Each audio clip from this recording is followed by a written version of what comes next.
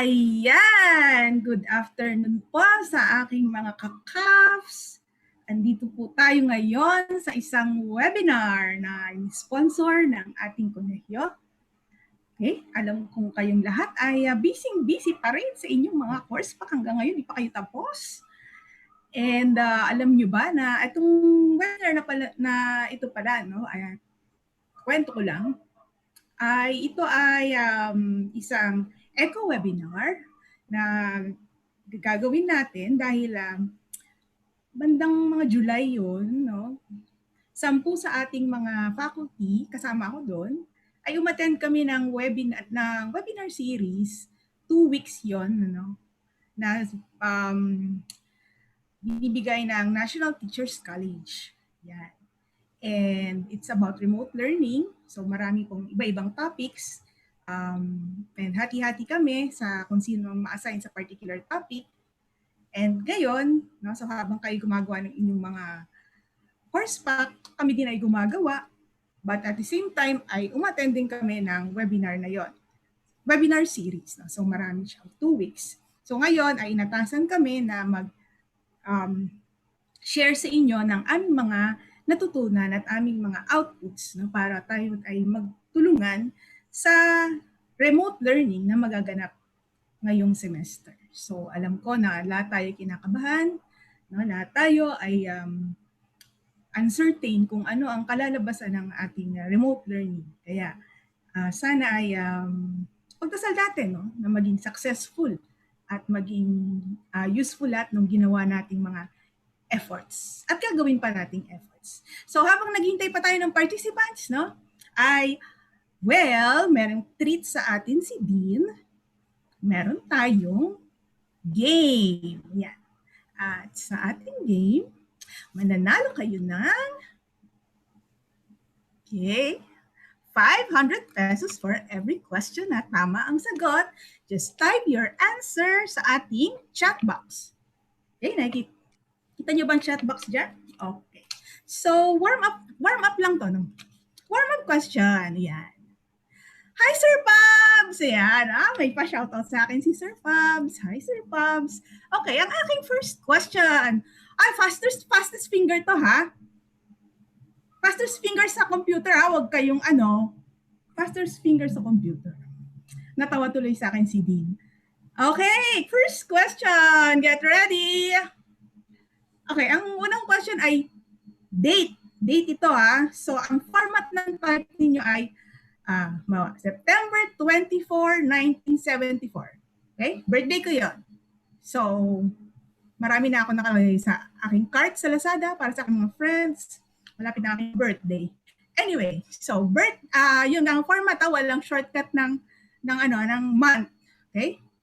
Si Hazel ang magmo-monitor ng winner. Okay, so aking first question. Hi, Hazel. Ayan, ready na ba kayo? Wala ako naririnig. Anyway, ang aking warm-up question is, anong petsa nagsimula ang ECQ sa Luzon? Okay, type your answer in the chat box. Fastest finger wins. Yeah, thank you sa aking mga bumate. Okay, do we have a winner? Hazel? Sino kaya ang fastest finger? Okay, antayin ko ang sagot sa akin ni Hazel. Nag-chat siya sa akin ngayon. Sino kaya ang may fastest finger? Wait lang. Excited na ba kayo sa 500? Okay. Winner ng 500 pesos! I see! Taga-IWEP!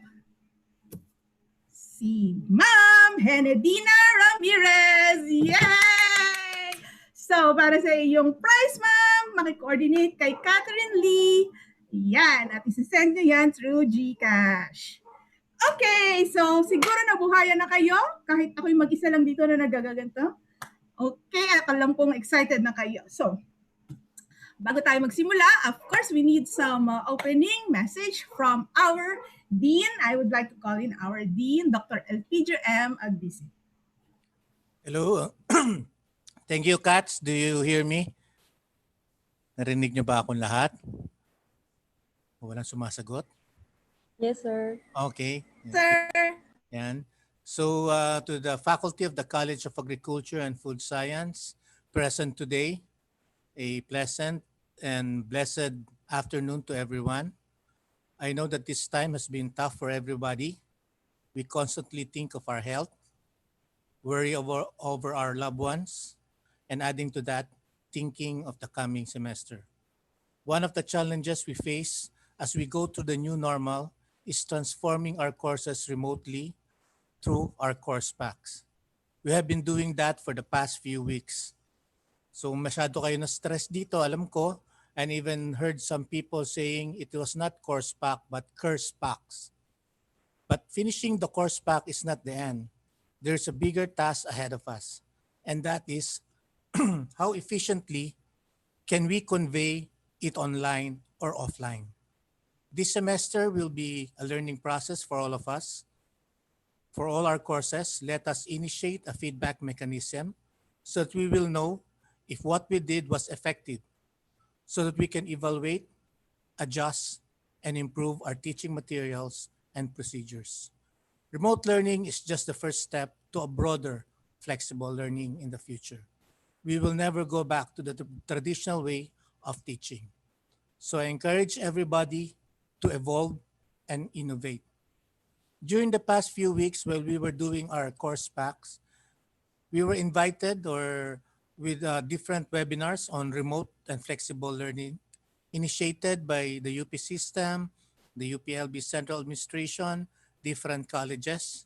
Okay, I don't know if you attended most of them, but what the plan of the Dean's Office is to compile all these webinars. Uh, and of course, we encourage those people who have attended to share the videos, the PowerPoint presentations, the written materials or infographics that they compiled, and we will put them in one folder, lagay natin sa cloud so that everybody can go back to it and retool or remake their way of teaching. Alam ko po mahirap. So kanina po, the Institute of Animal Science spearheaded a webinar on Google Classroom. So yun po, para sa akin, kahit napakagaling po ni Vincent Garcia kanina sa pagtuturo niya sa amin, medyo merong information overload. No? So talagang nakakalula ko minsan, but we really have to adjust. No? During the pandemic, we asked for volunteers to attend the NTC seminar, sabi nga ni Ma'am Kat kanina, and we got 10 of them, 10 volunteers to study the different courses initiated by the National Teachers College. And now they will be re-echoing it. So ang title po ng ating re-echo webinar ay iFlex ko lang, CAFSama-sama tayo sa remote learning. The webinar for today will include teaching and assessment tools, laboratory alternatives, open educational resources, learning modules, and CAFSama nyo kami, Parent and Student Wellness Platform. To this, we hope, if not all, some of those doubts will be answered today. Moreover, on behalf of the college, I would like to thank our resource persons for today for their efforts to attend the certificate courses and later on impart their knowledge to us. My sincerest gratitude also for your time and effort in doing your course packs as well as attending today's webinar. I hope that we can get something that we can use as we shift into the new normal and help in rebooting agriculture. For now, without further ado, I'm giving the floor back to the CAPS Flexible Learning Resource speakers to share with their knowledge they have learned. Again, thank you for your time. Be well, stay safe, stay healthy, and God bless us all. Good afternoon, everyone. Kat? Thank you very much, Dean. Ayan. So, nabanggit na, bago pa lang lahat, maraming nagtatanong sa chatbox. Sorry, hindi ko nasabi ang tamang sagot kanina sa ating question ay March 17, 2020. 2020. Yan, doon tayo nag-start magkaroon ng ating quarantine. So ilang buwan na ngayon tayo nakakulong. Okay, so nabanggit kanina ni Dean yung mga topics. So ito po ang ating mga topics. So dire-diretso na po ito, pero at the middle meron tayong break kasi magpapa-game ulit ako. So meron ulit tayong questions na ang questions na yon ay manggagaling sa mga topics na madidiscuss. Kaya makinig kayong mabuti to get your $500. Ay, pesos pala. Okay, so ito po ang topics. So first is teaching and assessment tools. It will be discussed by Dr. Veneranda Magpantay of IAS. Then we have the laboratory alternatives. So ang ating speakers, we have two, Dr. Florendo Flores of IFST and Professor John Zuniga of iCrops. Third topic is on open educational resources. Our speaker is Professor Jose Emmanuel de Luna from iWeb. Yan. And then learning modules will be discussed by Professor Romnick Latina of iWeb. And then the parents and students wellness will be discussed by Professor Nolisa Organo of ASI. Yan. So full house tayo, kompleto, bawat academic institution ay may representative speaker for this afternoon. Yan. So are you excited? Okay, excited na ako. So start na po tayo no, ng ating webinar.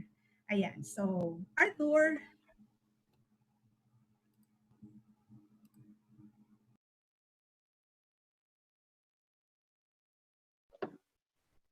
Good afternoon, everyone. Before I start the presentation, let me thank Dean Elpidio M. Agdesit Jr.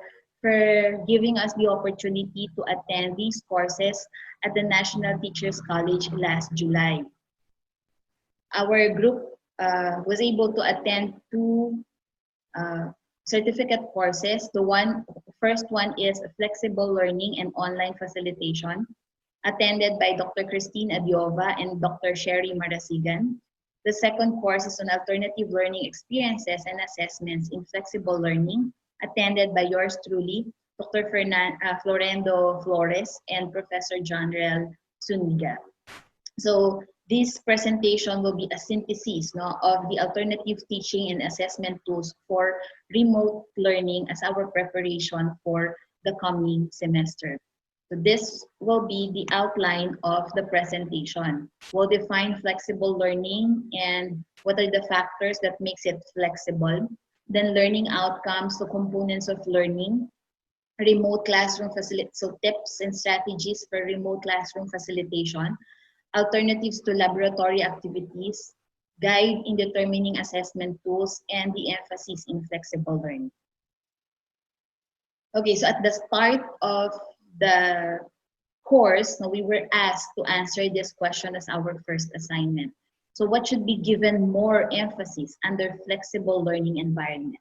Should it be the amount of learning, difficulty in learning, or responsibility for learning? So I want you also to think about this particular question as I discuss or as I present to you the synthesis. And we will go back to this one before we end. So what is flexible learning? It is the design and delivery of the programs, courses, and intervention that addresses the learner's unique needs in terms of these four factors: the place, pace, process, and products of learning. While it focuses on essential experiences, content, and outcomes, which are the components of learning, it also promotes the learner control and customizability. So if you look at the learning outcomes, the transition of the learning outcomes before COVID and then during COVID, if you look at this particular table, you'd see that before COVID-19, the learning design revolves mostly around endless content. So we could give them endless contents aside from the lecture and laboratory manuals that we are issuing them. The learning experience is more of teacher-driven. So the teacher directs the class. The teacher gives the content, okay, and then gives the assessment, okay, at the end. It is content focused. It is content focused, okay, especially on assessments, and the entire stretch of learning outcomes are being addressed. Okay. On the other hand, during COVID-19, okay, the learning design should revolve around very limited content because of the limitation on our resources and particularly internet connectivity. It should be learner-driven learning experiences, and assessment should focus on experiences. And the learning outcomes, right, uh, should be re-evaluated, okay? And we only offer those that are essential. Okay, so let us recall, no, the learning outcomes. We set the learning outcomes for each course, okay, based on these two requirements. Number one is institutional priority, no, UPL-based priority program, okay, in terms of BS Agriculture, BS Food Technology, and BS Agricultural Biotechnology. The learning outcomes were also designed based on the industry requirements, the minimum competencies required by the industry. And when you design flexible learning modules, as I have said, no, earlier in the definition, okay, it considers these four factors: the pace, the place, process, and products. When you talk about the pace, it answers the question, when can the learner go through the learning experience? Okay? Place is the venue, no? Where can the learner experience learning? The process answers the question on how do learners experience learning and what resources do they need to use or can they use. And then the last one is the product. Okay? What counts as evidence of learning? When we talk about the place, it could it could either be teacher-led, okay, which could be synchronous or live session, or asynchronous, okay, or recorded session. Could also be self-paced, okay, whether independent, okay, the learner will just study, the modules that we sent them on their own, or it could also be guided, at every stage of learning, the teacher is still there. The second factor is the place, okay? And this is the one that is really very challenging right now, okay? Where can the students go to experience learning, okay? When you talk about the place, it could either be residential or distance or remote. Under residential, it could be classroom or site-specific, but the learning venue is fixed, no? That's what they mean by residential. The other one is distance or remote, okay? That could either be wired or non-wired, or with internet connectivity or without internet connectivity. For the process, okay, how does the learner experience learning and resources that they could use? It could be modular, okay, like what we are preparing right now, okay, either printed or non-printed, or the electronic copies. Could either be simulative, especially the activities. It's lab-based, job-based, or remote. Okay?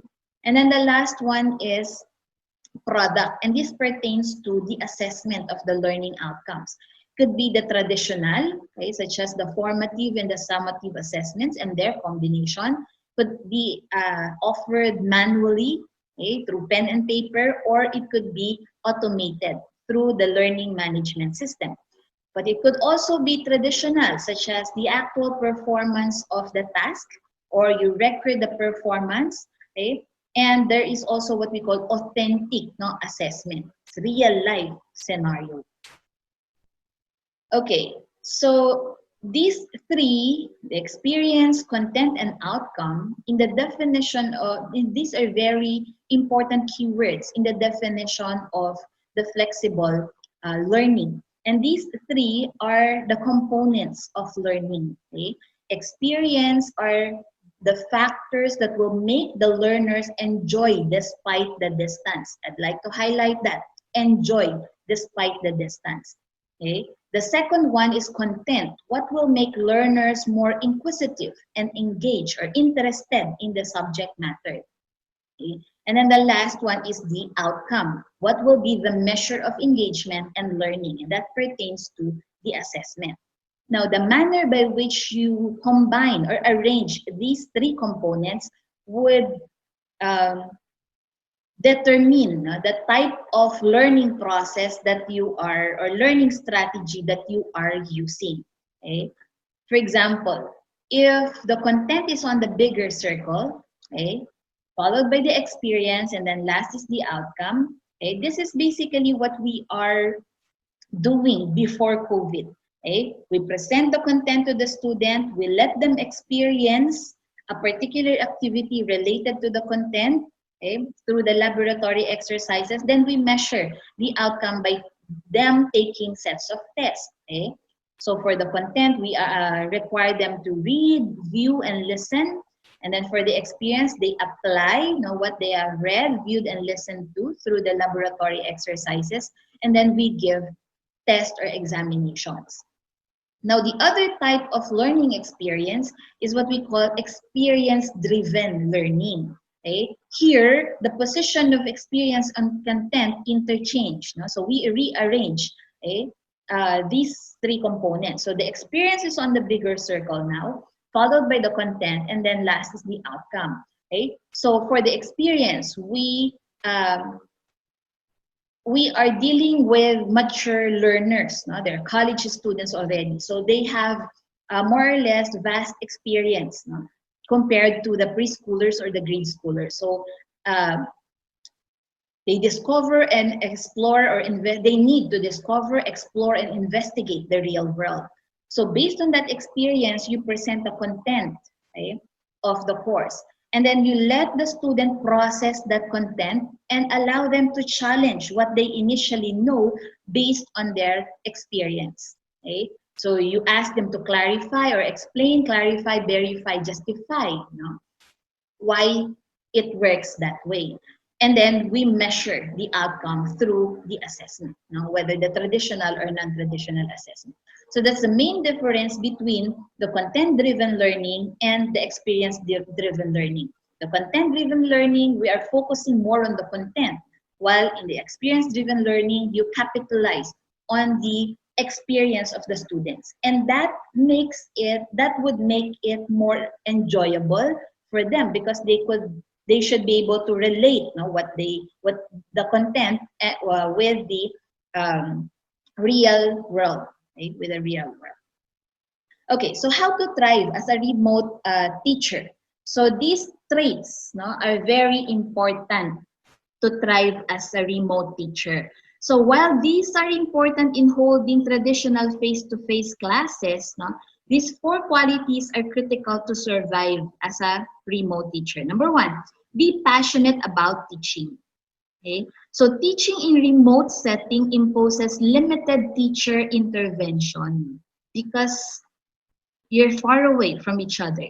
There is a need to maximize the time during synchronous session by being creative in planning the activities, making it more engaging to the students. So, ang sabi, we don't just lecture during the synchronous session. Being a remote teacher will also require us to devote more time outside class hours to monitor student progress and to respond to student queries through text, through email, group chats. And then your willingness to go extra mile it's only possible if we are passionate with what we are doing. The second one is be disciplined. In holding remote classes, it is very important to set a routine for our students. Okay? Also the rules, especially during the synchronous session. It is necessary to stick with the schedule, okay, of the synchronous and asynchronous session. Cancellation of classes must not be done unless really necessary. Number 3, be focused. So most of us working from home means teaching with your children beside you, teaching while attending to other household chores, okay, and other concerns. No, it's important to stay focused, especially during the synchronous session. Talk to your family members and inform them of your need to be alone during the scheduled online classes. Setting up a fixed workstation at home, I know most of you already did that. Okay, so setting up a fixed workstation at home, conducive for holding remote classes, would be beneficial. Number 4, be patient. Okay? Be patient. Because of the limited time that can be devoted to synchronous learning or sessions, it is expected the students will be communicating with us even outside class hours, not to ask questions. But of course, you go back to the number 2, be disciplined. No? You have to inform your students that they have to contact you only during this time because we need to rest also. So number 5, be compassionate to your students. Okay? So this is indeed a very challenging time. And some of them might have a family member or relatives who are sick or who have lost jobs and other concerns due to the pandemic. On the other hand, we should also watch for our own personal well-being too. Okay? It is okay to have a me time, okay? To have a short time out. You set specific time of the day when you will not be opening any gadget. Okay? Establish a good support system with your optimistic friends and family members. Sometimes it is beneficial, no, diba, to unfollow some friends, no, who are not optimistic. Okay? And do not be afraid to seek help, especially on the use of modern technologies from the younger generations, okay, that are more technology savvy. Okay? So those are just some tips, no, and strategies on surviving as a remote teacher. Okay, what are the core teaching skills, okay, that we need for remote learning? So even in a remote session, educators should always take note of the core teaching skills that they must possess. Okay? So the materials should be properly used and manipulated in order to convey the right contents among the learners. Okay? So this is one skill that educators must possess. Okay? Properly identifying the important points and not providing all the information and contents of the materials being used. Okay? The learning content must be flexible considering the pace, place, process, and product of learning. Okay? Number 2, in relation to that, educators should also have with them the capacity to simplify things and even explain things clearly to their students. So just like in a face-to-face class, it is our responsibility to help them understand complex or difficult concepts. And then lastly, adjusting to your students' needs and levels. It is very important to know your audience, your student, your learner. So that is why the first meeting should be a synchronous one. Okay? Synchronous. No? It should be a live session so that you could present your class policies clearly, and you could also be familiar with your audience or with your learner. So this is crucial because the kind of teaching that you will provide also depends on the need and resources of your students. Okay?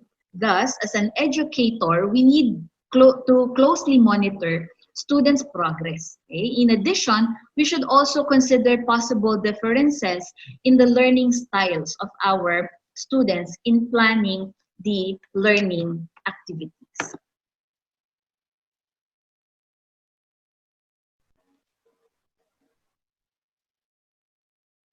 Okay, next is what are the strategies to improve remote teaching? Okay, the first is make it literally engaging. Okay, So it is expected that students will have lots of distraction during the online class while they are at home with their family members. That knowing that the attention span of millennials is only 12 seconds and that of the Gen Z is only 8 seconds, it is necessary to be energetic and creative in planning your activities to maintain their attention throughout your online class.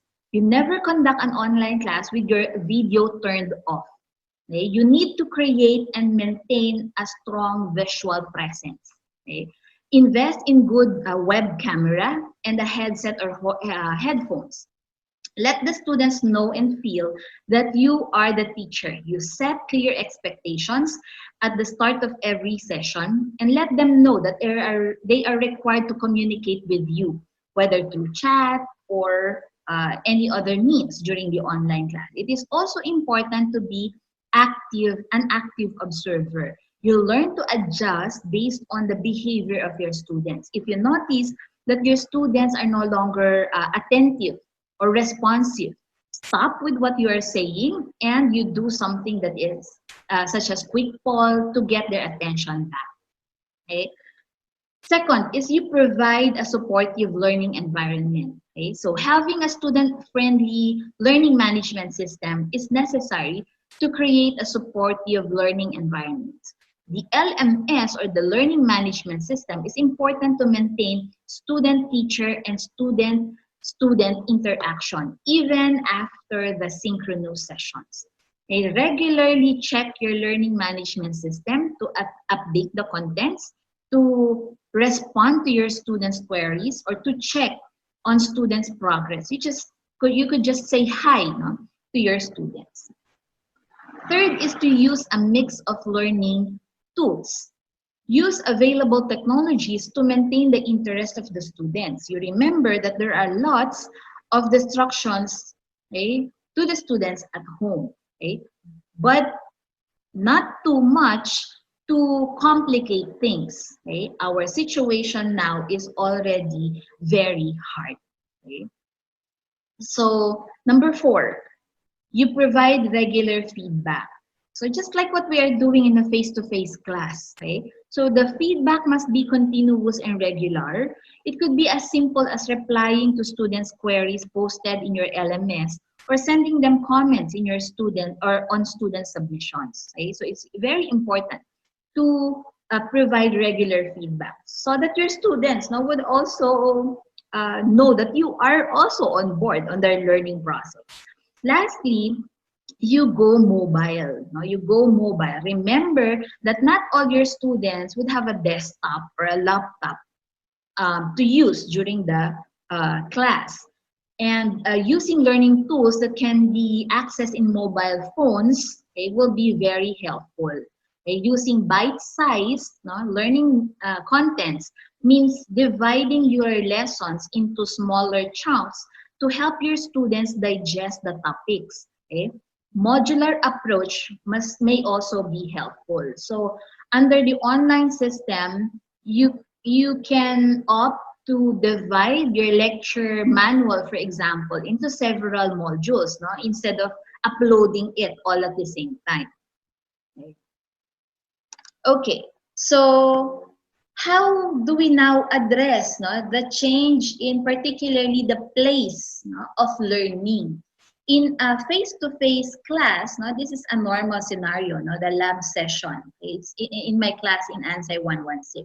Now, how do you now transform this type of class in under the remote learning scenario or the remote scenario? So these are some of the laboratory activities that were demonstrated to us during our certificate course. So one could be a video simulation through links, okay, actual teacher's demonstration, okay, infographics presentation. So you could use your Canva account. We have a subscription. Our Gmail UP Mail account has a subscription on Canva. So you could use the infographics presentation. You could also have the individual learning, individual online learning, because grouping under the remote learning is really very difficult. Some of the students might have difficulty with their internet connectivity, so their interaction with their classmates will also be limited. Now, for those with strong internet connection, you could use collaborative online learning. You could arrange them, or you group them into smaller class sizes, and then you give them the activity. Correspondence learning is done through mailing, or messaging, short messaging. So you correspond, to your learners. So this is a one by one approach. Next is project-based learning, a project-based learning, and then the computerized module um, that uses a paid or free softwares, uh, where they could practice, and learn the concepts that you are presenting them. Now, sample demonstration on the use, of some of these laboratory alternatives will be presented later on by Dr. Flores and Professor Sonica. Okay. Now, how about the assessment? Okay. So as I have said earlier that experience, content, and outcome are the three components of learning. But these three should be linked. They should be aligned with each other. Okay? They should be aligned. Now, our ultimate goal is for students to show or exhibit the learning outcomes that we have set under the course or under the degree program. Now, the assessment types assessment are of two types, the traditional quizzes or tests, or the non-traditional ones, which are performance based. The traditional quizzes and tests are usually pen and pencil type. There's selected response or constructed response, and then the performance task or projects that could be an open-ended questions. Okay, could be complex, or you could use authentic assessment. Now, how do you now determine which type of assessment will you use for your course? Okay, so this is the general guide. If you are after into your learners understanding familiar concepts, or being familiar with a concept, and concepts that are important for them to know or to do, okay? So if you want to highlight concepts that are worth being familiar with or important to know or to do, you could use traditional assessment. Traditional assessment that could be either a formative or a summative type.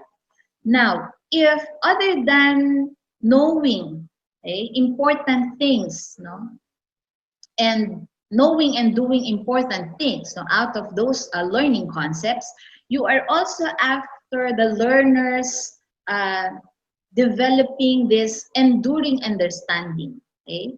It's life-wide learning. Then you give them performance tasks or projects. Okay? So how are you going to match your assessment with the focus of learning and the modality of learning? Okay? So the focus is on amount of learning, difficulty on learning, and responsibility for learning. The modality of learning is either online, offline, or the blended. Okay? So if the focus is on amount of learning and the modality or is either online, offline, or blended, okay, you could give quizzes, tests, inventories, mostly pen and paper tools. On the other hand, if the focus is on difficulty in learning under the online and blended modalities, you could give seat work, exercises, pair work, and small group tasks. Why can we not use this under the offline? Because as I have said earlier, some of the students or some of your learners might have difficulty communicating with group mates or group members because of resource limitation. Okay? And then last is the focus on responsibility for learning. Here, you could use this under three scenarios: online, offline, or the blended, the combination of the face-to-face or face-to-face and the remote learning. That's the blended. So you could give them journals, project-based units or assignments, and portfolios. Okay. Now, in the course packs that we are developing right now, okay, we are, or some of us might be preparing two sets. Now, one set would be for the online, the other set would be for the offline. Okay? The major consideration is their limitation on the accessing information over the internet. So I asked this question in one of our speakers. Is it acceptable that students under different learning modes, no, modality, online and offline no, versions, would exhibit different learning outcomes? Okay. His answer is very simple, straight to the point. No, no, he said. You have to revisit your intended learning outcome. You have to go back to your intended learning outcome. If your ILO says to solve, okay, then both of them must be able to solve at the end of the session, okay, or the lesson or the semester. Okay. Now, I got this from the book of Tilestone 2003. She said that this is the process of learning. It starts with the self system, okay, involving attitude, emotions, and beliefs, okay, followed by metacognitive. Okay. When they are presented with concepts, they establish goals, they process the information, okay, they perform the required skills, okay, and then the cognitive, where they analyze information and they try to find solutions to real life problems. Okay? She also said that learning begins in the self system when the learner decides to pay attention and undertake the tasks and initiate the first step. So this is very important to know. I've mentioned earlier that in an experience-driven learning, we capitalize on their experience, right? It's in the bigger circle. So the experience would make the learner enjoy, okay? Enjoy the process, okay? And it starts with them learning, deciding to pay attention and then perform the task, okay? So you should um, design the course under remote learning to be engaging, no, for the students. Okay? So that is our role. Okay? The students' role or responsibility is for them to first decide that they want to learn. Then our role as a teacher is to guide them, to engage them, no, to study the course. Okay? Going back, what should be given more emphasis under flexible learning environment? Should it be the amount of learning? Should it be the difficulty in learning, or should it be responsible for learning? So after this presentation, I hope we are on the same platform. No? We acknowledge that the responsibility, no, for learning should be given emphasis under the flexible learning environment. Okay? So thank you. Next will be a presentation or demonstration of the alternative laboratory activities by Dr. Florendo Flores and Professor John Rel Zuniga. Thank you.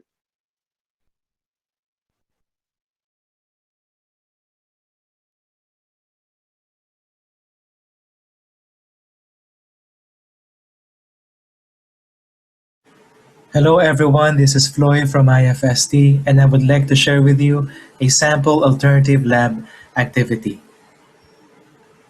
The outline of this presentation follows: 1. A course outcome that we can discuss.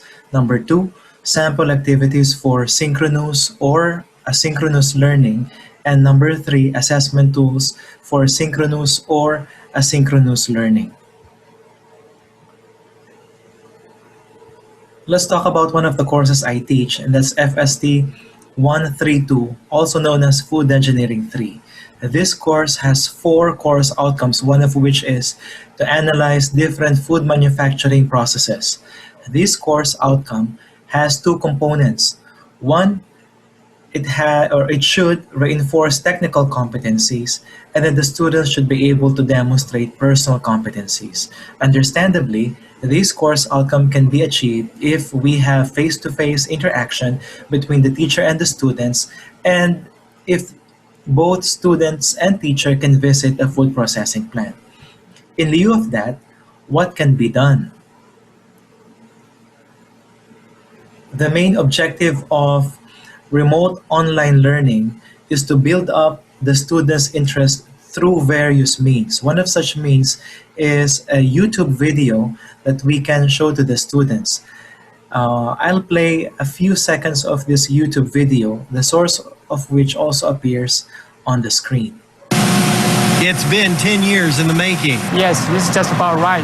University of Missouri scientists hope consumers will soon be saying, I can't believe it's not chicken. Our goal is to try to create a product which will look like chicken, feels like chicken, and taste like chicken. That's just a video clip of the food extrusion process, which transforms plant proteins to meat analogs. After we have built up the students' interest, we capitalize on that, then we can start focusing on the course content. As an alternative, we can also show a video. This one is taken from the Journal of Visual Education, so that the students can enjoy learning online. I'd like to share this note. I did not intend to infringe on any copyright. I just wanted this video presentation to proceed smoothly, so I downloaded the video.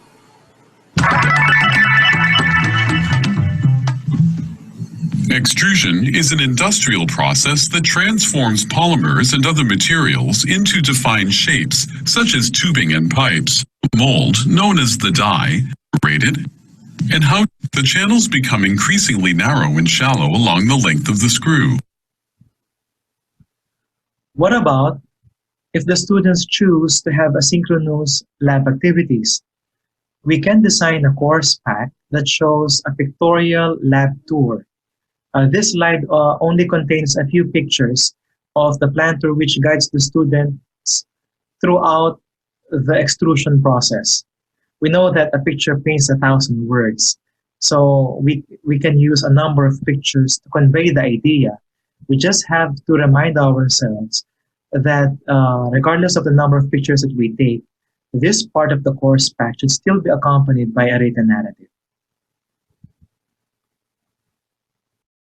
Next, we can have common activities for both synchronous and asynchronous learning to complement the experiential learning obtained in both.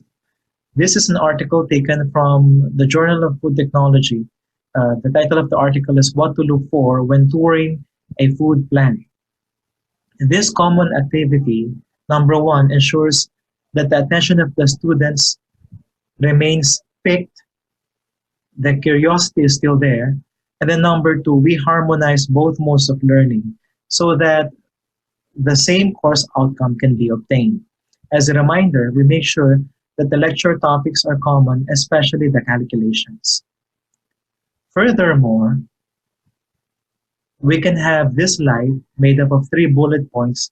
The bullet points talk about characterizing the plant. Some of the questions include, can you sketch the process flow diagram after your tour?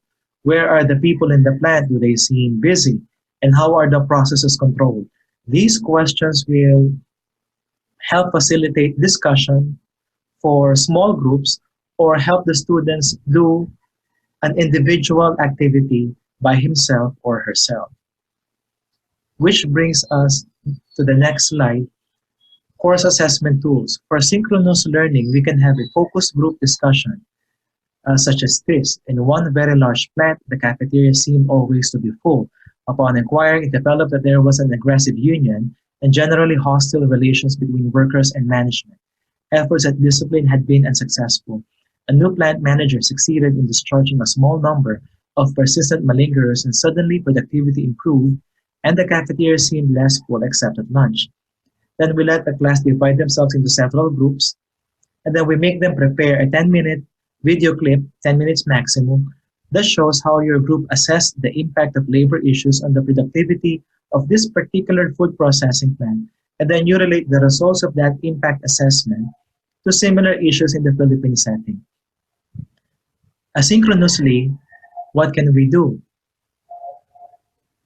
We can pick up another similar topic, such as this. In all the plants of a major snack food company, workers on each line stop every hour and carefully evaluate and taste the products they are making, comparing them to pictures of target product for color and common defects. Individually, the students will now prepare a 300-word position paper to analyze the impact of quality assurance issues on plant productivity. Then the individual should also discuss similar scenarios in the Philippine setting. So what we see here are two different assessment tools that complement or correspond to two different modes of learning. And hopefully, these activities will help the students, regardless of the mode they choose, to achieve the same course outcome. Thank you for listening.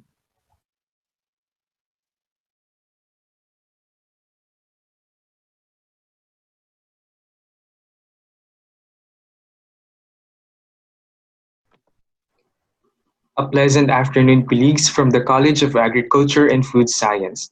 I am Janrel Zuniega from the Institute of Crop Science, and I will be presenting some laboratory alternatives for remote learning.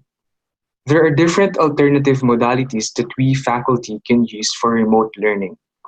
Since there will be no physical interaction between a learner and the faculty, especially for laboratory classes, these modalities can be explored as options or alternatives to simulate the learning process. Examples of these laboratory alternatives are video simulation through links, actual teacher demonstration, infographics, individual and collaborative online learning, correspondence learning, project-based learning, and computerized module. In this presentation, I will be using video simulation through links, infographics presentation to learners, individual online learning, and project-based learning. Video simulation through links are available online or in any platforms which can be used to replace or amplify real-life experiences. Infographics are visual representation to the learners. This should be designed well and must be easily understandable. Importantly, it should tell a story. Individual online learning is a virtual classroom where education takes place for synchronous and asynchronous learners. And lastly, the project-based learning is an instructional approach to develop learners' knowledge and skills through projects. It is also termed as learning by doing. In an experience-driven learning, the individual experience of the learner will have a great contribution in achieving the learning outcome. Now, using some of the laboratory alternatives I've mentioned, let me present to you a simple demonstration of these alternative modalities. The topic is about more than recycling an empty plastic bottle. Delivering the lesson depends on the teaching style. The assumption here is that students were already assigned in the previous meeting or before the conduct of the exercise to bring any available empty plastic bottle in their home and planting materials which may be from kitchen scrap. Initially, a question is posed to the students. What can you do with an empty plastic bottle? This can be the start of initial discussion. Specific examples can then be provided. Here are several creative ways to use an empty plastic bottle. A water bottle could be turned into an easy craft art material, a glass bottle ecosystem, and a container bottle. But more than just recycling it, what else can we do if we have an empty plastic bottle, soil, and a seedling? With this, students can now focus on the specific answers considering the available resources that they have. Also, given the sudden increase in the number of people who grow plants even in their homes, the topic is very relatable, especially to budding plantitos or plantitas. The specific learning outcome is simply to acquire the basic technique of recycling an empty bottle as container for planting. Before teaching the students on how to acquire the basic technique, a simple content about the topic or concept can be presented. In this case, the specific topic is about container gardening. By definition, container gardening is the practice of growing plants in containers such as pots or other materials instead of planting them in the ground. Here are photos of plastic bottle planters and plastic bottle as flower pots. This is for students to visualize the content being delivered. Moving on, a demonstration about making a container garden can be shown to the students. This is a simulation video through link of a YouTube vlog. Maximizing the available resources in students' home or locality, how can they make a customized garden?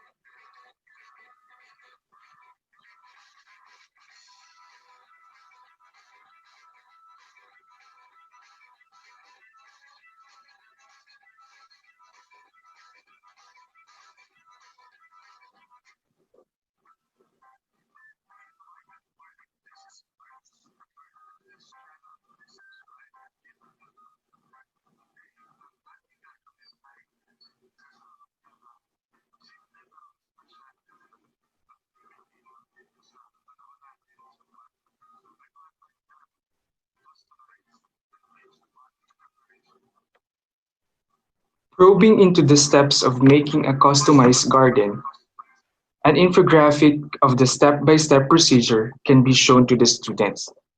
Each infographic shows a specific step that students can follow. Here are the remaining steps of making a customized home garden.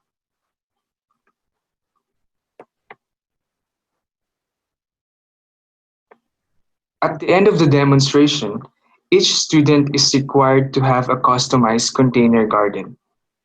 Even in a flexible learning setup, the students can still flex their respective customized container garden.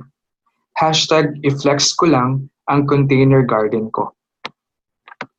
This simple assessment criteria can be used to evaluate the output of each student. Each criterion may have several description or qualifier to be specific in giving the evaluation.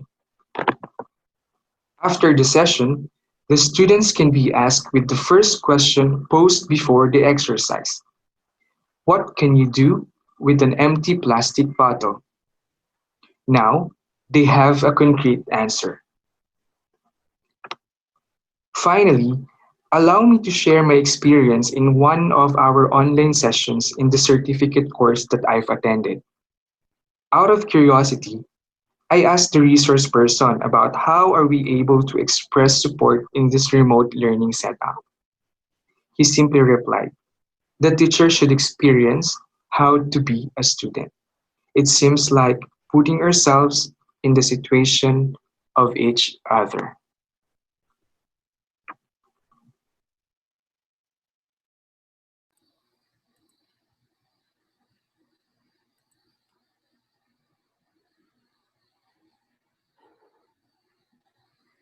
Ayan. Okay. Thank you very much, Manda, Sir Floy, and John Rel.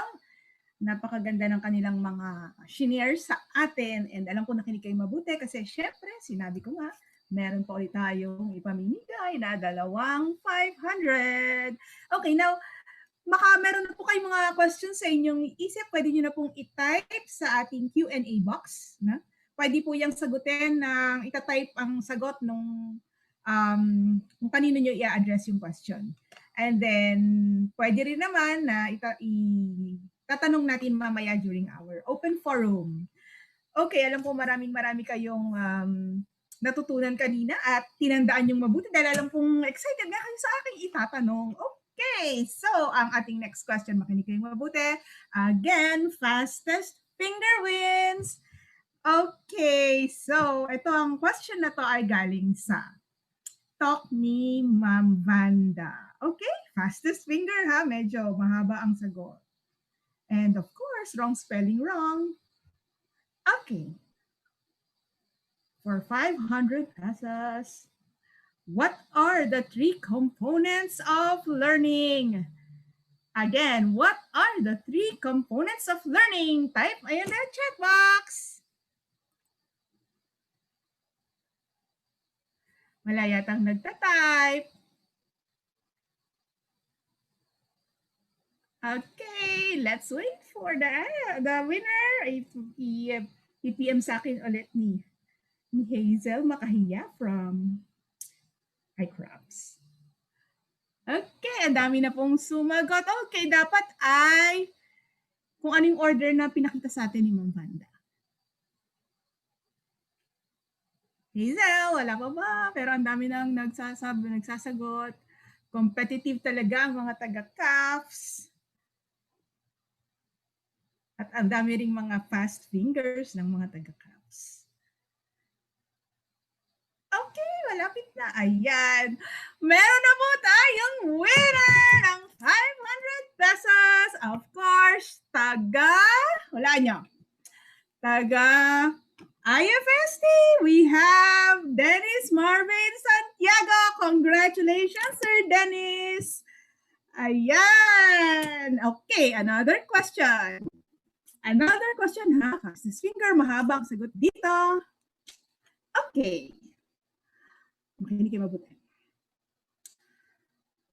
Ano yung hashtag na na-mention ni Prof. John Rel para mapakita ng students ang output container garden nila? Start with the hashtag. Ano yung hashtag na na-mention ni Prof. John Rel para mapakita ng students ang output container garden nila? Okay, naku, ang bibilis naman mag-type ng mga fastest finger. Sino kaya ang fastest finger for this question? Okay, antayin ko lang ha. Mag-type lang kayo na mag-type at baka mamaya yung iba hindi pala pumapasok yung kanilang sagot.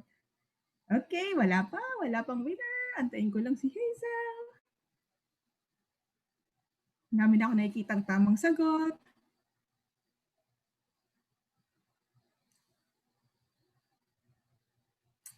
Okay. Wrong spelling wrong. Dapat kompleto ang sagot, buong sentence.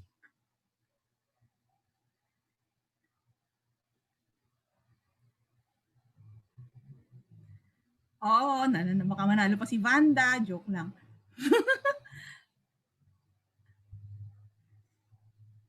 Okay, dapat ay may hashtag at dapat ay walang space. Hazel, yung walang space. Kasi pag hashtag, dapat pala ay walang space. Dire-diretso lang dapat. Okay, ang hirap na hirapan yata mag-check si Hazel. Kasi ang daming mga wrong spelling wrong, wrong space wrong, wrong hashtag wrong, no hashtag wrong.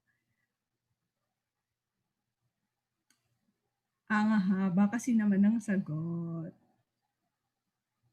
Ano kaya yung sinabi ni John Rel na hashtag? Okay, may winner na ba, Hazel? Nahihirapan si Hazel. Okay, we have a winner! Ayan, at ang ating ang ating sagot ay hashtag. I-flex ko lang ang container garden ko. Yan ang sagot. At ang ating winner ay galing pa din sa IFST. Si Rana Camille Lizardo. Congratulations, Rana! Yan! So, tig 500 kayo. Claim nyo kay Katli. Yan, siya ang ating. Paano kaya si Rona makakarating ang 500 na through GCash? Nasa Korea siya. So, mag-usap na lang kayo ni Kat. Okay? Ayan. So, meron pa ulit tayong 3 speakers. So, yan, break lang yun ha. So, siguro, mag-CR tayo or kumuha kayo ng makakain, no? So, after ng 3 speakers natin, we will proceed with the Q&A. Ngayon pa lang, pwede na kayo mag-type sa Q&A box, no? Para masagot na ng mga speakers yung inyong questions through typing. Pero mamaya, pwede rin naman natin i-question ng live. Okay. So, ready na ba kayo sa ating second part? Okay, medyo mas maiksi na itong second part. Okay, Arthur, pakipakita na ang ating mga slides.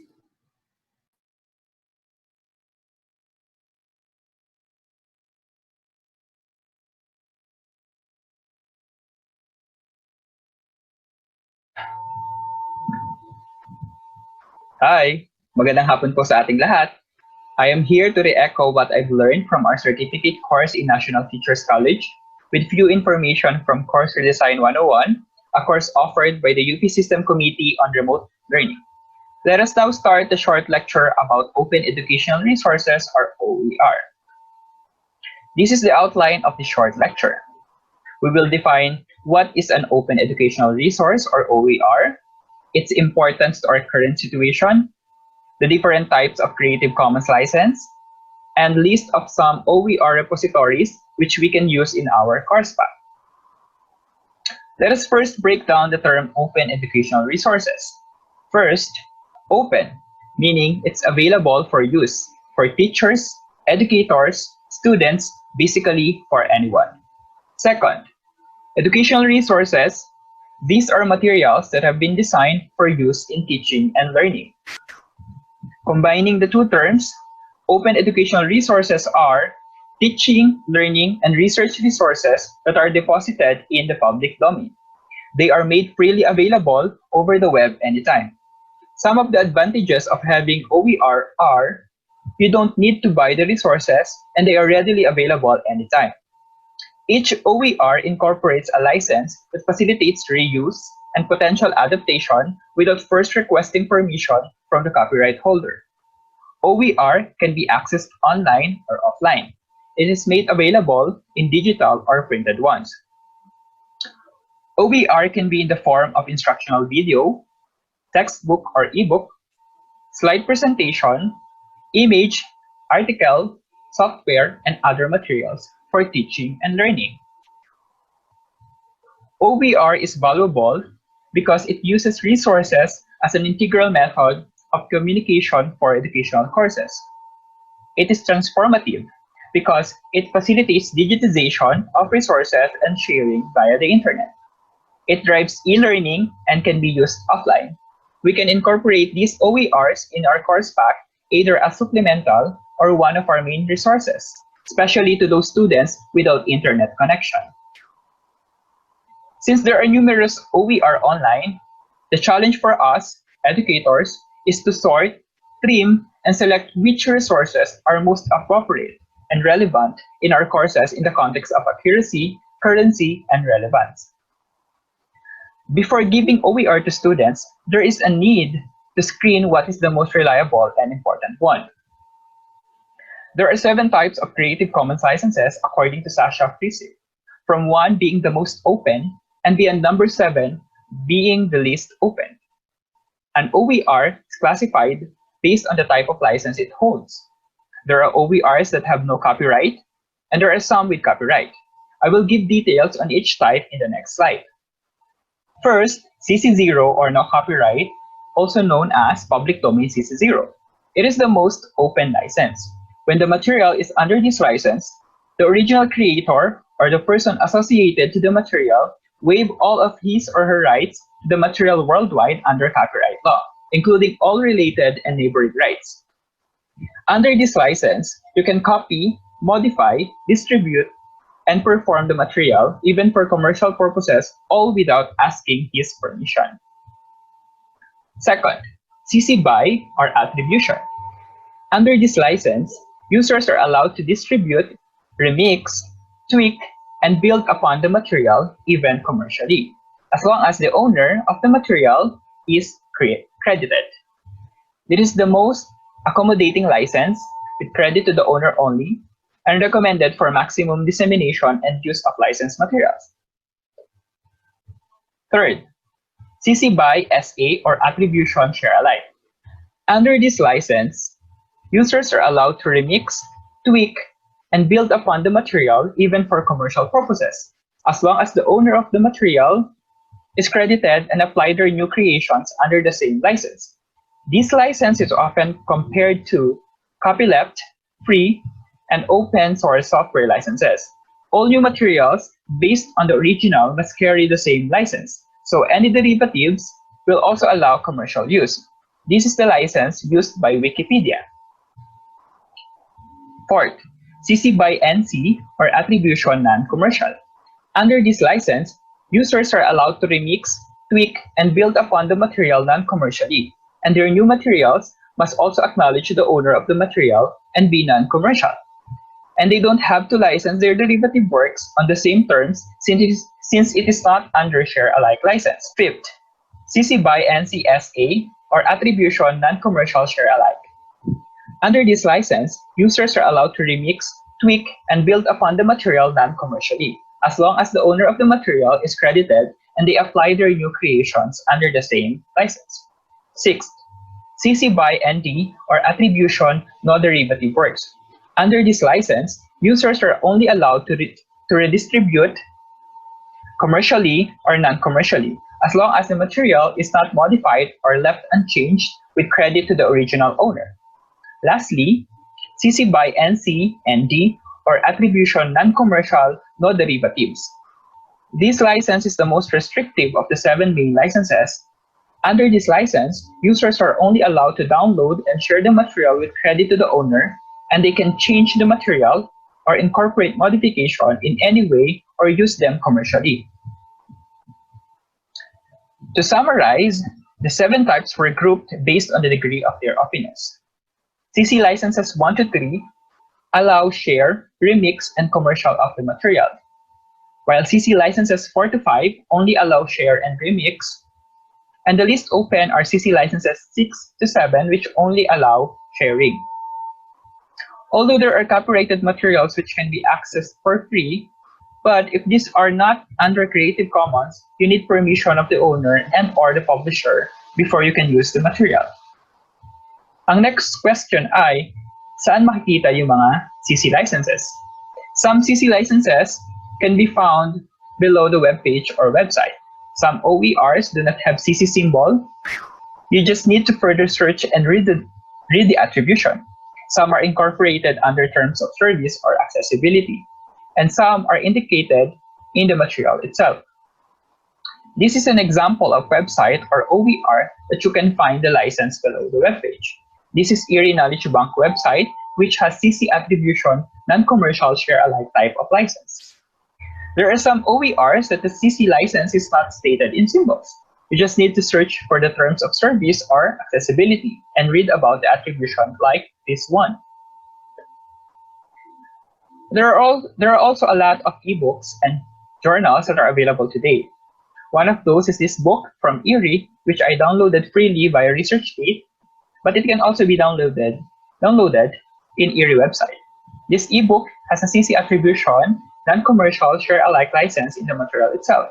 You just need to be patient in reading and searching the type of license before you use each material.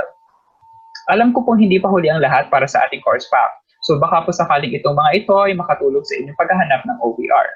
Based on Course Redesign 101, there is a list of websites and links of different OER repositories worldwide. These are few among the many websites as repositories of open educational resources.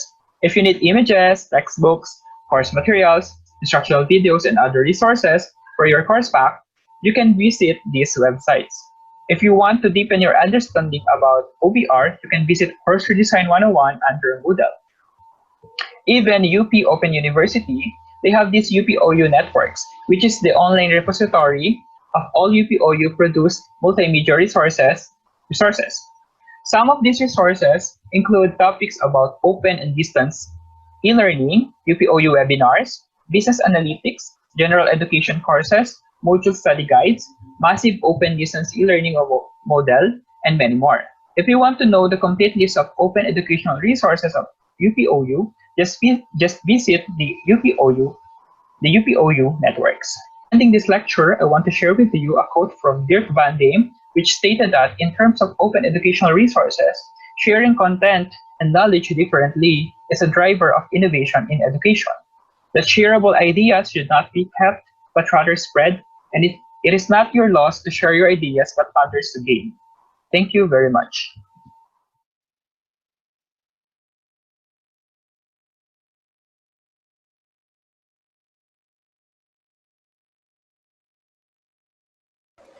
Good afternoon, CAPS faculty. At this point, I'll be discussing some tips and strategies Ma'am Hazel and I learned from the NTC class that you can use in designing your learning modules.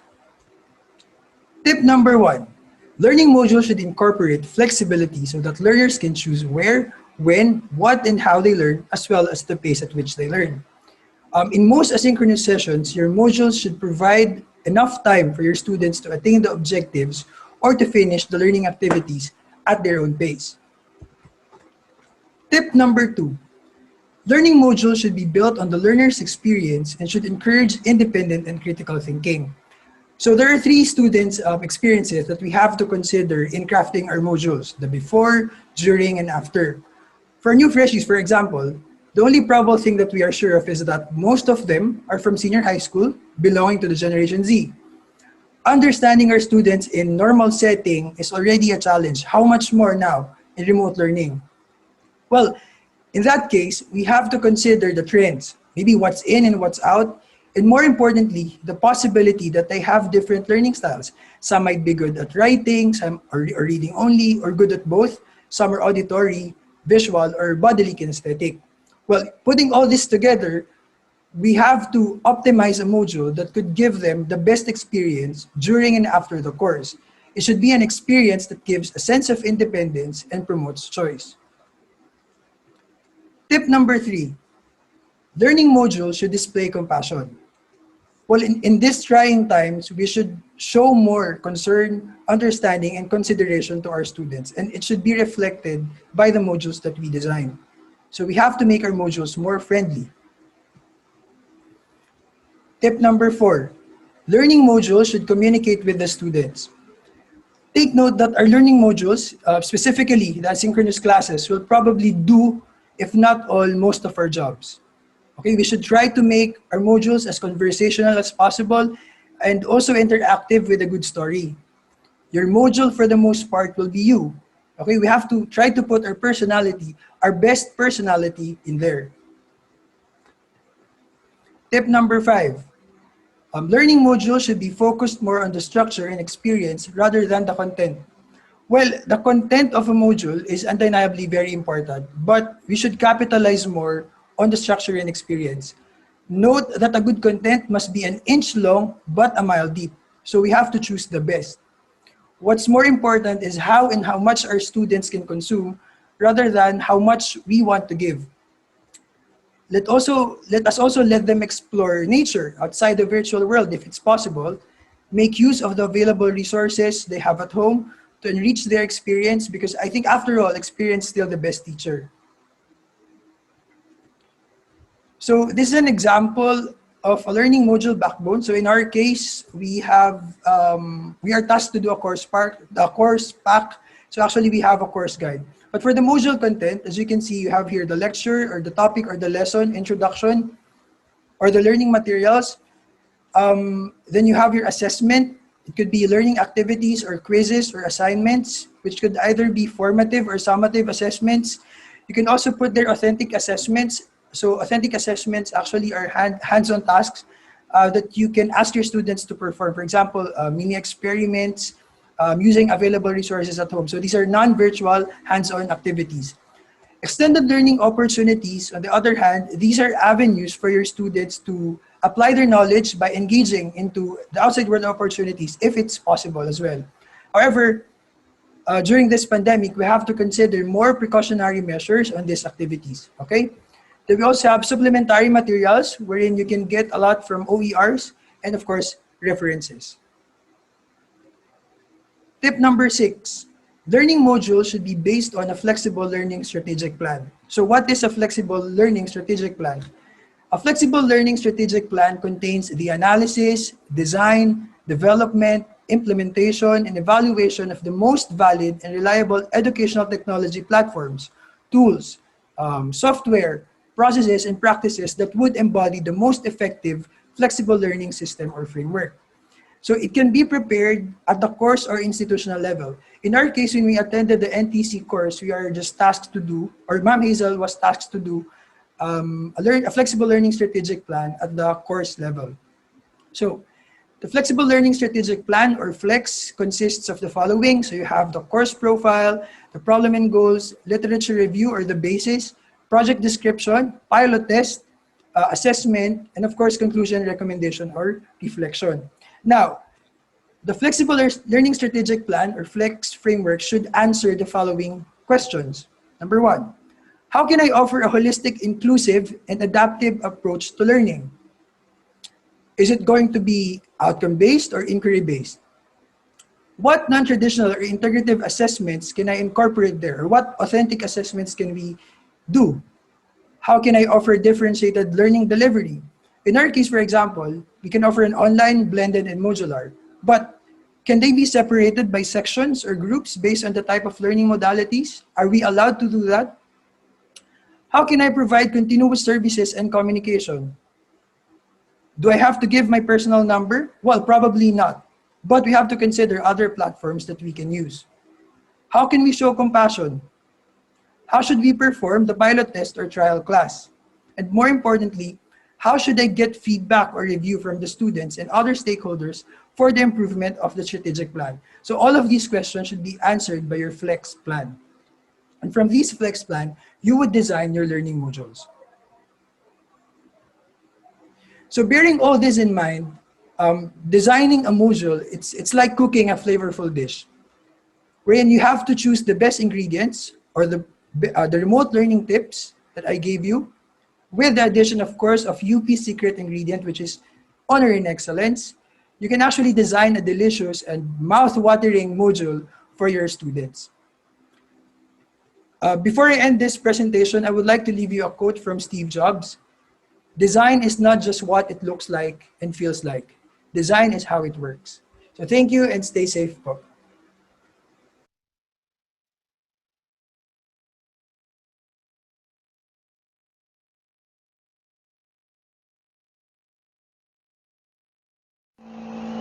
How are you feeling today? Are you stressed because of the course pack preparations? Are you worried about the possible problems that you will encounter this coming semester? Are you worried about your students' participation in your class? How will they respond to the course pack that you have prepared? Before I start my presentation, I'd like you to first close your eyes, take a deep breath, and listen to this.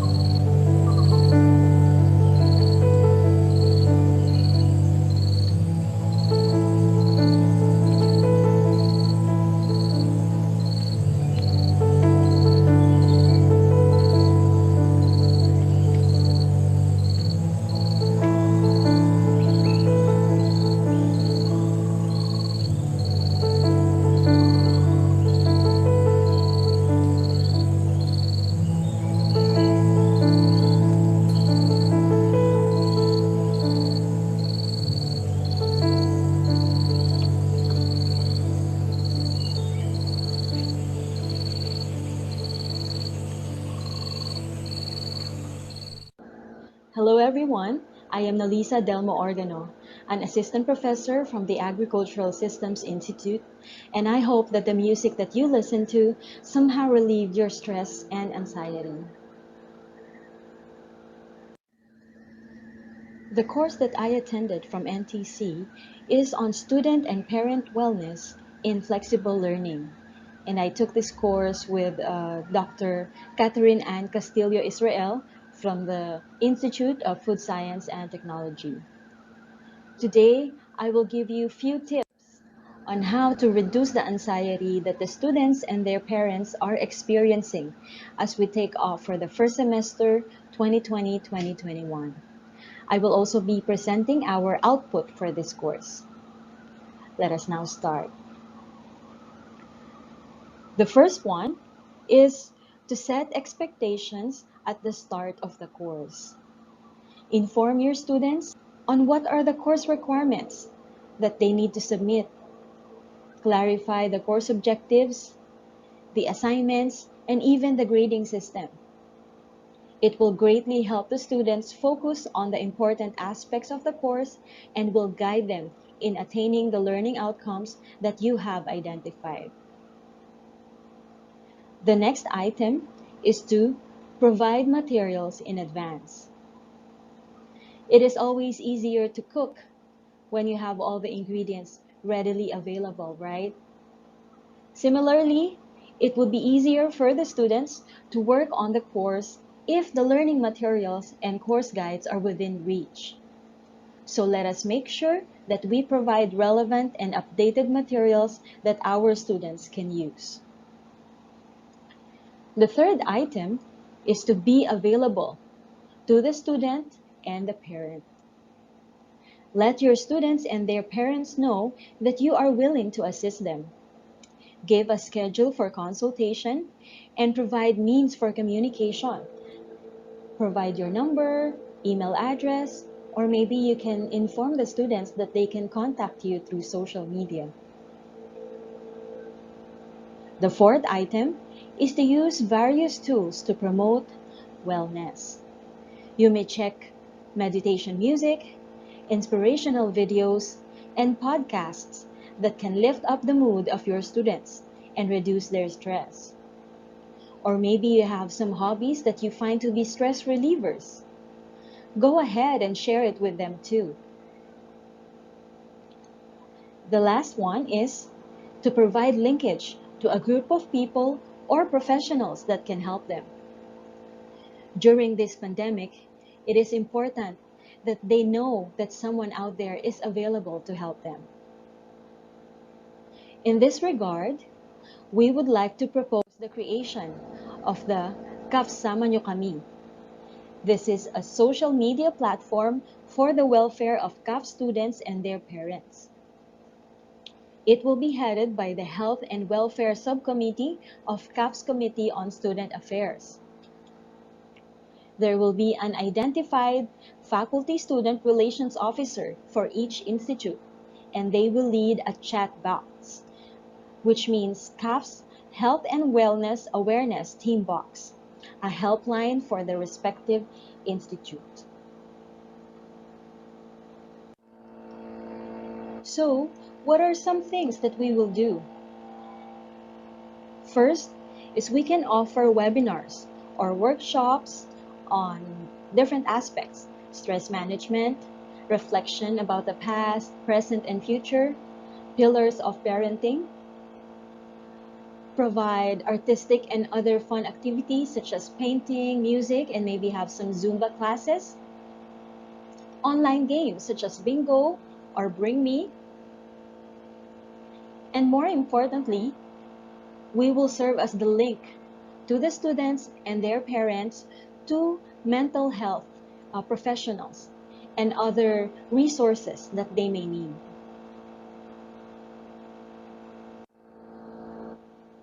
Our College Health and Welfare Subcommittee has been in constant communication with the University Health Service and the Office of Student Affairs, and we can definitely provide referrals for students having wellness problems. Here is the framework that Dr. Israel and I have conceptualized during the conduct of the course in NTC. This one shows the linkage of the individual institutes to the University Health Service in the Office of Student Affairs. My presentation ends here, and I would like to encourage everyone to never lose hope. Check in with your peers, and always remember that you are not alone. Dahil magkakapsama tayo. Ayan naman! O, gising na kayo! Gising na! Nakakaantok ang boses ni Nolly. Anyway, ang ganda naman ang mga presentations, diba? Ay, nalaglag. Okay, ang ganda ng presentation ni Nolly, diba? Kasi kami dalawa gumawa, pero siya yung nagsasalita, kaya ang ganda talaga ng boses. Okay, so, thank you very much sa ating mga speakers once again. Ayan. Tignan ko lang ating chat box. Ayan, thank you very much sa comment, Ma'am Bambi. Very nice concept daw. Sa, alam nyo na, kasama nyo kami. Take note, ha? Diba? Tawag sa ganun, witty. Okay. So, meron bang question? Parang wala namang nagtatanong. Empty ang ating Q&A box. Wala bang magtatanong dyan? Okay. Tatawagin ko muna yung ating mga panelists. Paki-open po ang inyong mga camera. Yan, para makita naman tayong lahat. Na-open na ang ating mga camera. Yan, no? O, si Romney, hindi na siya nakakap. Okay na ba, Ma'am Katz? Ma'am, teka, pakita ko muna ang lahat ng ating mga panelists. Okay, oo. Okay, pakita tayo ba? Bakas pa ang inyong mga camera para makita nila kayo. Camera. Ayan. Nakikita na ba? Ayan po. Ayan. Ayan. Yan. Nakikita nyo na ba? Okay, wala pa rin nagtatanong. Wala namang nagtatanong kasi naghahabol talaga tayo sa course pack. I know. Okay. So, ayan, may isang nagtanong. Wait lang ha. Okay. Eto, may question po from Ma'am Susan. Hindi daw nakikita ang mga panelists.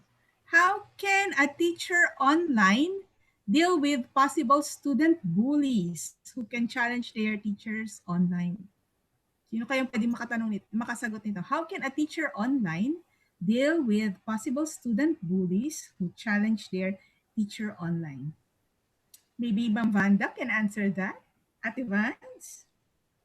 Teka, wala pa akong experience with student bullies no? But siguro mas madali ngayon to deal with student bullies kasi if that is an online class, you could always remove him, no?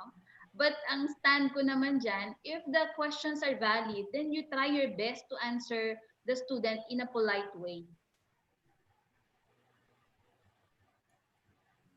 Okay po ba yun? Okay. Opo. Ngayon, kapag medyo naging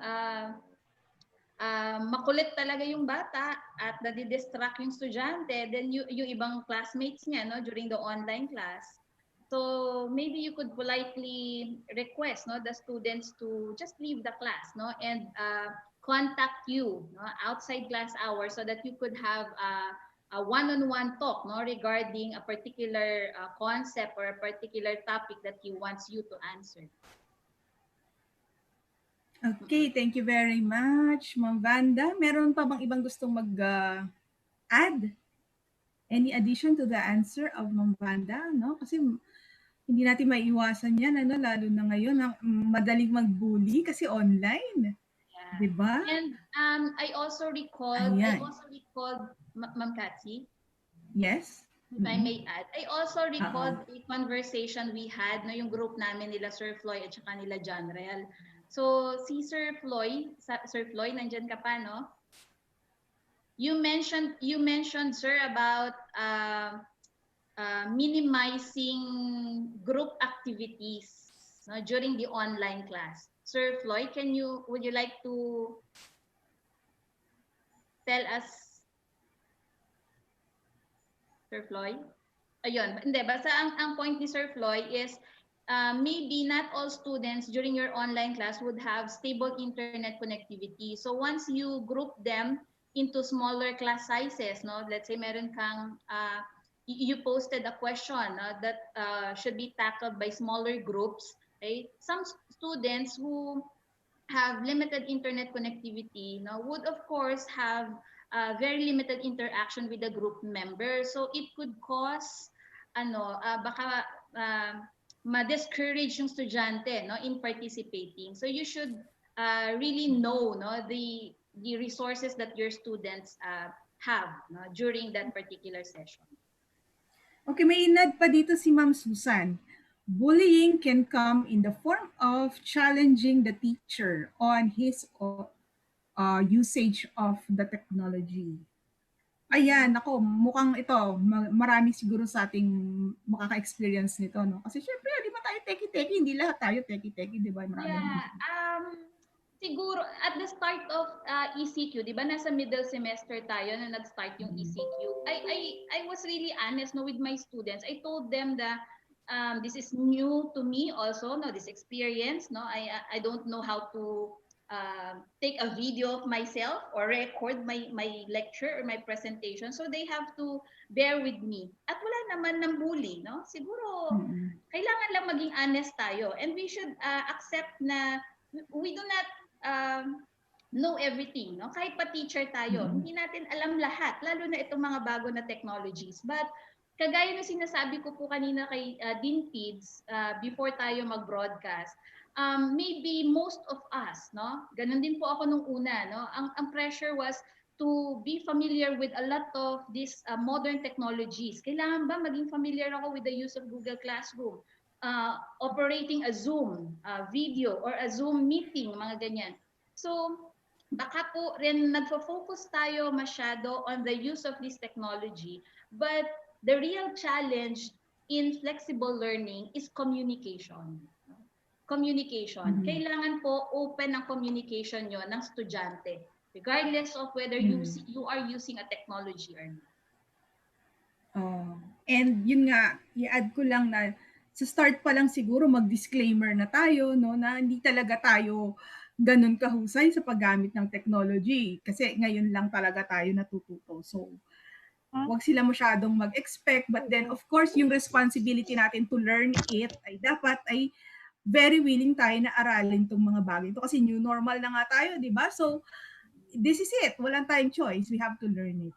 Okay. And sabi ko nga kanina sa presentation ko, no, you have to be humble enough, no, to ask your colleagues, especially the young ones, no, na mas tech savvy. Kung talagang you're experiencing difficulty with the use of these modern technologies, then you ask for assistance. Okay lang po 'yon, no?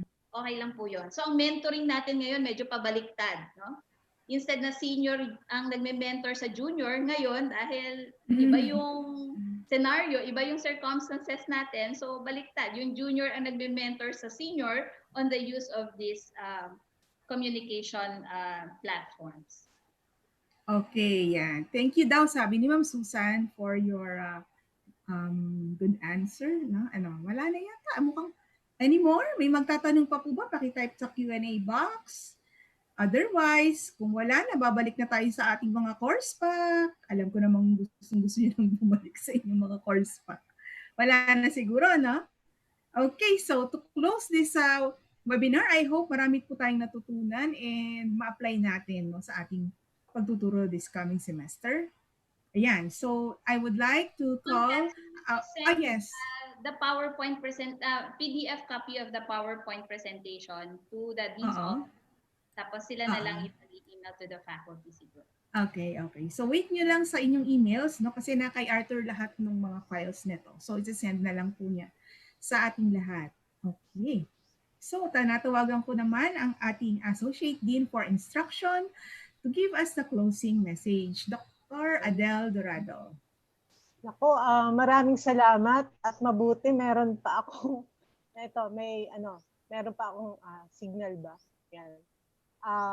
Siyempre, ang lahat ng ito ay maganda yung nakinig ko. Napaka-humble nitong grupong ito, and thank you for flexing. Kasi nung una kami nag-meeting, sabi nila parang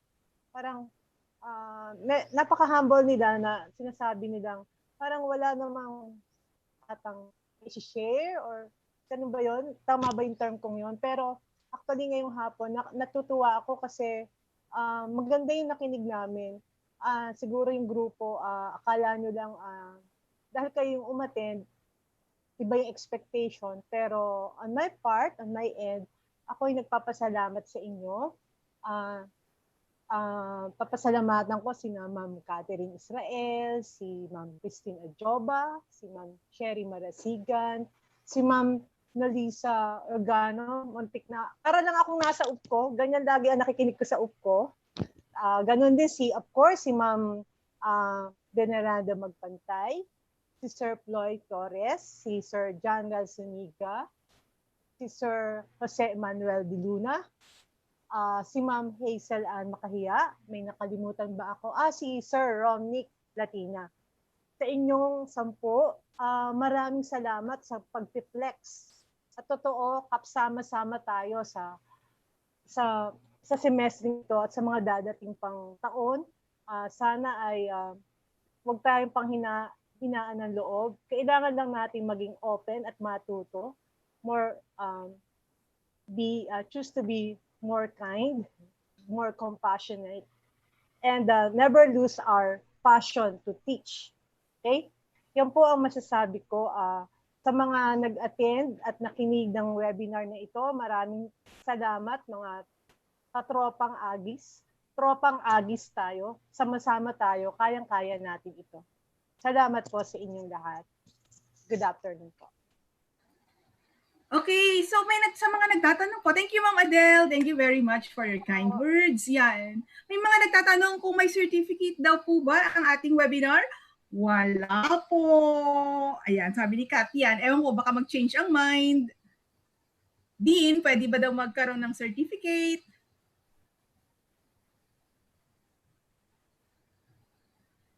May sinasabi si Dean, hindi ko naririnig. Anyway, abangan nyo na lang, pero sa ngayon ay wala pa daw na certificate, sabi ni Kat. Ayan. So maraming salamat muli sa inyong pagdalo sa aming webinar na prepare para sa CAFS and sana ay maging productive ang ating semester. Thank you very much. Bye! Whoop!